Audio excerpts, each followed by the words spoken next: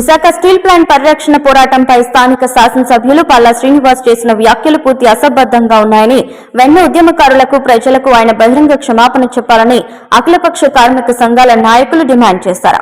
నేడు జగదాంబ సిఐటియు కార్యాలయంలో ఏర్పాటు చేసిన విలేకరుల సమావేశంలో నాయకులు జగ్గునాయుడు, మన్మథరావు, కనకారావు కుమార్లు మాట్లాడి వివరాలు వెల్లడించారు. ఈ నెల 9వ తేదీన వాడవాడల ప్లాంట్ పరిరక్షణకై చేపట్టనున్న నిరసన కార్యక్రమాల్లో కార్మిక సంఘాలు ప్రజలు పాల్గొని మద్దతునివ్వాలని కోరుతున్నారు.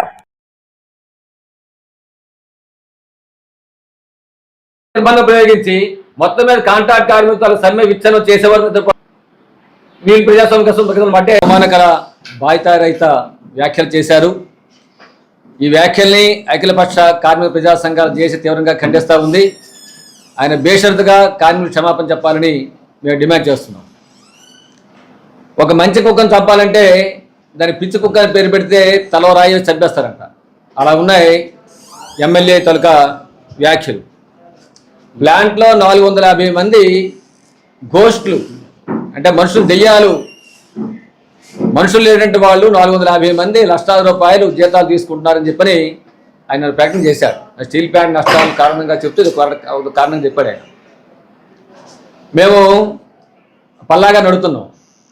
మీరు ఇప్పుడు ఇస్తే గుర్తింపు సంఘానికి నాయకుడిగా ఉన్నారు, మీరు చీఫ్ ప్యాటర్న్గా ఉన్నారు, మీరు 3 సంవత్సరాల నుండి నాయకత్వం వహిస్తున్నారు. కొంత మీకు ఓట్లు కావాలి కాబట్టి ఈ విషయం మాట్లాడలేదు అనుకుందాం. మీరు అధికారికి వచ్చే సంవత్సరం అయింది కదా. ఎమ్మెల్యే మీరు, రాష్ట్ర టీడీపీ అధ్యక్షులు, కేంద్రం మీ చేతిలో ఉంది, రాష్ట్రం మీ చేతిలో ఉంది, యాజమాన్యం మీ చేతిలో ఉంది.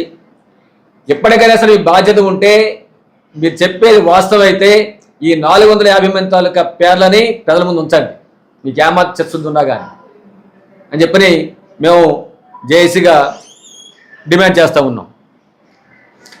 మేము కష్టపడి 11,440 కోట్లు ప్యాకేజ్ సాధించామని చెప్పని ఆయన చెప్పారు. చెప్తూ ఆయన చెప్పే మాట ఏంటంటే ఈ ప్యాకేజ్ డబ్బులు పంచుకుంటూ పోతే వైజాగ్ స్టీల్ ప్లాంట్ 4-5 సంవత్సరాల్లో మొదటి గురుతుందని చెప్పన్నాడు. పంచుకోవడం ఏంటండి? జీతాలు పంచుకోవడమా? ఇప్పుడు మా మహానాడు జరిపించారు, కార్మిక ఉద్యోగ జీతాలు ఇవ్వడం పంచుకోవడం అవుతుంది. అది అంటే జీతాలు లేకుండా కార్మికులు పనిచేయించాల్సిన మహాలో తీర్మానం మీరేం చేయించారా?